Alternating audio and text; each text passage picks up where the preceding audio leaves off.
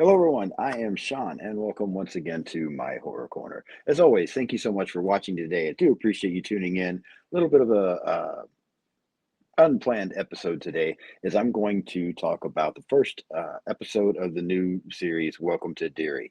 I had thought about doing this anyway. I just didn't have any. I couldn't make up my mind, basically. And when the episode came out last week, I missed it for the first few days. Just had a lot going on with work and, still being Halloween season, which, by the way, I hope everyone had a great Halloween spooky season.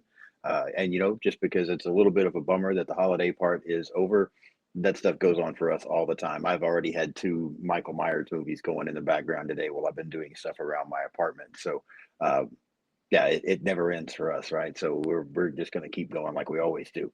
But yeah, back to Welcome to Derry. I wanted to watch it. I wanted to do episodes on uh, or reviews on each episode, and I just was a little late to the party. But maybe that's a good thing because by now it's given everybody a chance to watch that first episode. Second episode comes out today; it's already out. I'm probably going to watch it this evening, but I'm going to hold off a few days before I record an episode on that to give everybody time to watch it that wants to see it before listening to me if they do. So yeah, that's kind of how we're going to do this. I'll probably run about a week behind with my reviews on this to give everybody plenty of time to see it so that I don't spoil anything as much as possible. So yeah, let me put my glasses on so I can see the notes I took while ago. I just finished watching the first episode just a little bit ago, and yeah, not bad. I wasn't sure what I was expecting. I almost said it's not what I expected, but I don't really know what I did expect. So I don't know that I can really say that. But it was intriguing. It was entertaining, and I'm very curious where it's going to go from here. But yeah, let's start to get into a little more detail about it and just break down this first episode of Welcome to Derry. I won't do like I normally do with a lot of the movies and stuff I review, where I talk about directors, writers, all of that kind of thing, and cast. I'm just going to jump right in and just go through these episodes. Um, don't know how long these episodes will be. I'm guessing 15, 20 minutes, something like that. But just, little things to talk about. Welcome to Derry. Still have my regularly scheduled episode coming out tomorrow. It's going to be great. I hope you'll tune in and watch it. I have a guest, Sarah from the Final Girls podcast on, and we are talking about the first Jeepers Creepers movie that's coming out tomorrow. So I hope you'll watch it as well. But let's talk Welcome to Derry now. So the episode opens up with this little boy we find out his name is Matty. Um, and obviously Matty has some issues. He's in a theater, but he's still, he's too old to have a pacifier, but he has a pacifier. There's obviously some things going on with him. He's turns out he's not supposed to be in this theater, and he ends up getting chased out of the theater by an usher. Along the way, there's a little girl who initially I didn't pay much attention to, but does come back into play later in the first episode that kind of helps him out avoid the usher for a few minutes. She works there in the theater with her father. Um, Again, she tries to help him for a moment, but as she goes on back to work with her dad, this usher does find him and chase him out of the theater. And as he's chased out of the theater, um, Maddie then starts hitchhiking, and this car pulls up and picks him up that has a mom, a dad, and two kids in it. And initially, they pick him up and talk about taking him home. He basically says he wants to go anywhere but Derry. They tell him that they're headed to Portland, and so yeah, off they go. Um, in this car ride, though, things start getting odd very quickly. The little boy likes to spell shit, so they just keep giving him words. Yeah, yeah, words to spell. Sorry, I got sidetracked by something that happened there for a minute. Um, the sister is like, it looks like she's got liver in a container. It is liver. It says liver on it.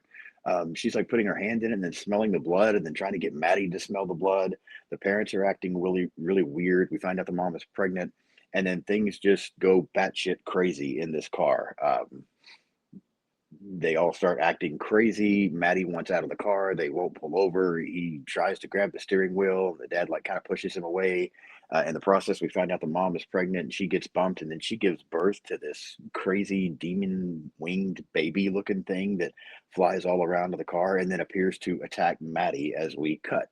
Um, Interesting opening scene. It's yeah, I don't really know. It's creepy.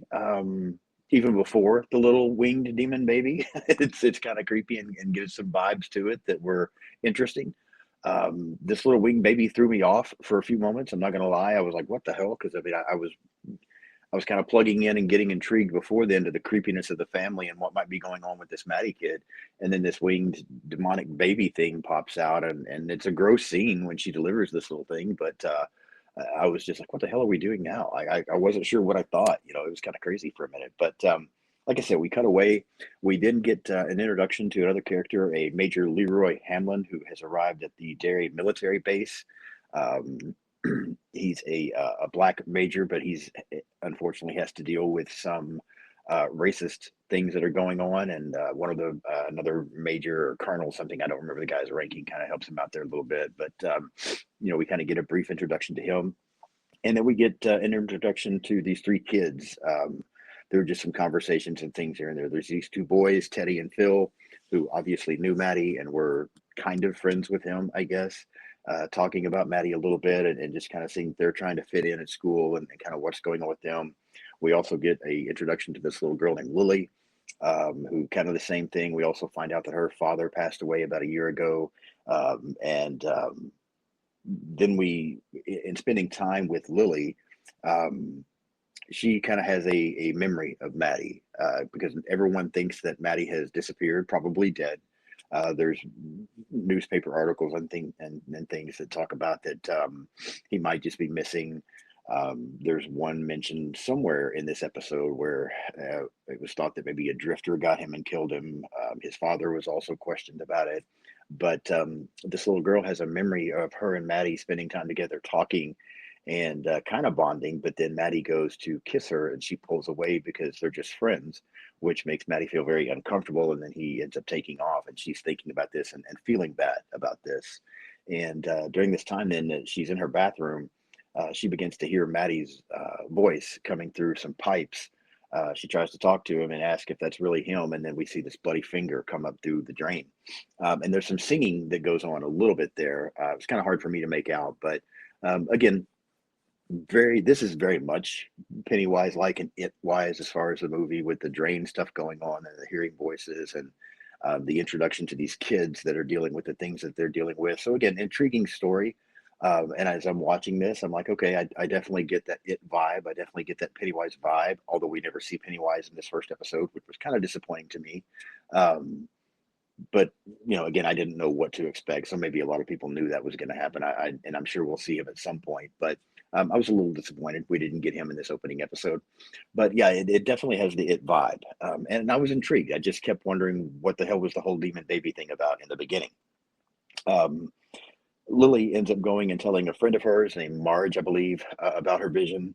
Marge doesn't believe her, kind of wants her to stop talking about stuff like that. She also ends up going to and telling Teddy and Phil about her vision. Phil doesn't believe her at all. Teddy wants to believe her. They're still bothered by Maddie's disappearance, but they're not 100% sure that they believe this crazy story either. Um, and then we get another cut to Major Hamlin and what he's dealing with. We find out that he's talking with this other, maybe a colonel. I really wish I would have remembered what this guy's rating is, but they're talking about their family history in the military. We find out that Major Hamlin was an outstanding pilot and has been brought here for a particular mission, a flying mission, that they feel like maybe he's one of the only people that could do. From there, we then cut back to these kids. We primarily cut back to Teddy. We find out he's part of this Jewish family. He tries to talk to his family at dinner one night about if it was possible for someone to kidnap a kid and keep them for a year in the sewers, that type of thing. And they all, dismiss this very quickly. His father tells him to stop living in a fantasy world. And you can tell he doesn't get much support there. Um, Somewhere along the line, his father mentions that being Jews, they know all about real horror. And even mentions about Jewish people's skin being used to make lamps, lampshades. When Teddy goes to his room, he's trying to read a comic book, and the lights keep flickering off or going off, and he turns them back on. This happens several times, and then when he looks at his lamp, it appears to be like the lampshade appears to be coming to life, and you can tell it's human skin is what this lampshade looks like. It's made of faces that are moving, and mouths are moving, and very creepy. And ends up freaking out having this episode. And then when his brother comes in the room to check on him, everything is normal.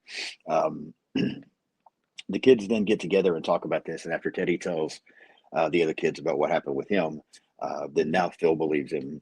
And now they want to try to figure out what's going on, but they realize that if they tell anyone, people are just going to think they're crazy. So they decide to try to investigate Maddie's disappearance and see what happened to him before they talk to anyone about what's going on with them. They end up going to a library. They meet another little girl. I believe her name is Susie. And they do some investigating. They find out about the last place that Maddie was seen was at this theater. And so they end up going to, there's a girl named Ronnie mentioned in this as well, who turned out to be a little girl that tried to help him avoid the usher there at one point. They end up going and talking to her. And initially, she just wants them to go away and leave her alone. She doesn't want to hear about Maddie anymore. But when Lily mentions hearing Maddie singing in the pipes and talking to her, Ronnie mentions that she also heard Maddie singing in pipes outside of the theater that night. So um, she agrees to try to help them with this investigation. And they end up going back to this theater because they determined that this song that Maddie was singing came from the movie The Music Man that was playing in the theater that night. So they go to the theater. Ronnie, having worked there, is able to get the projector started. Is up there in the projector booth while the kids are sitting there in the theater, and the movie comes on. Uh, Scene in the movie where the song is playing, and Lily recognizes that that's the song that Maddie was singing. But then they suddenly see Maddie in the screen on the film, and they start talking to him and telling him to come to them. And it looks like he's gonna, he's looking at them. He says their names, and he kind of like tries to walk out of the screen. But then he ends up blaming them for his disappearance and for where he is now. And he unleashes this demon baby from the beginning of the film. This demon baby then flies around the theater and ends up killing all of the kids except for, well, ends up killing Phil, Teddy, and Susie. Ronnie ends up being able to save Lily. And that's pretty much the end of this first episode. Um, this theater scene, this investigation, again, definitely giving that vibe from it. As they're watching this movie and they see their friend Maddie on the screen, involved in the movie somehow, it definitely feels like it. So there's a lot here that does give me that similar feeling. It's This first episode has been intriguing.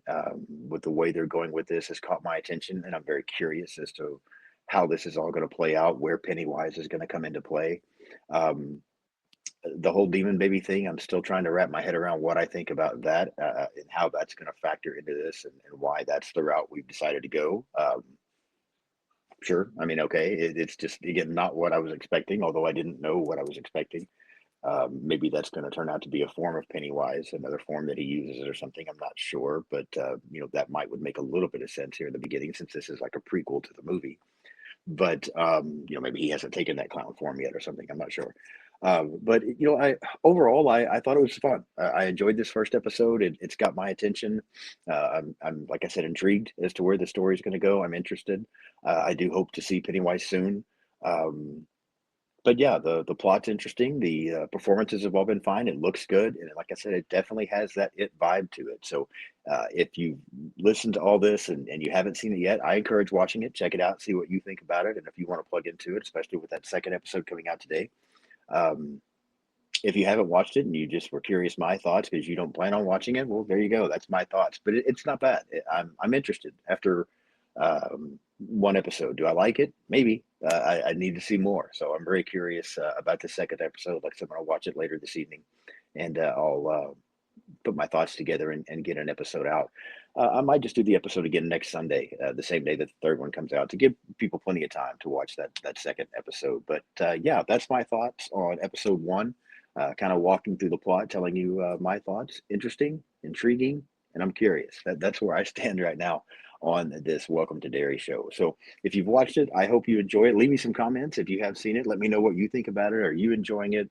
Um, what do you think about this demon baby thing that's going on?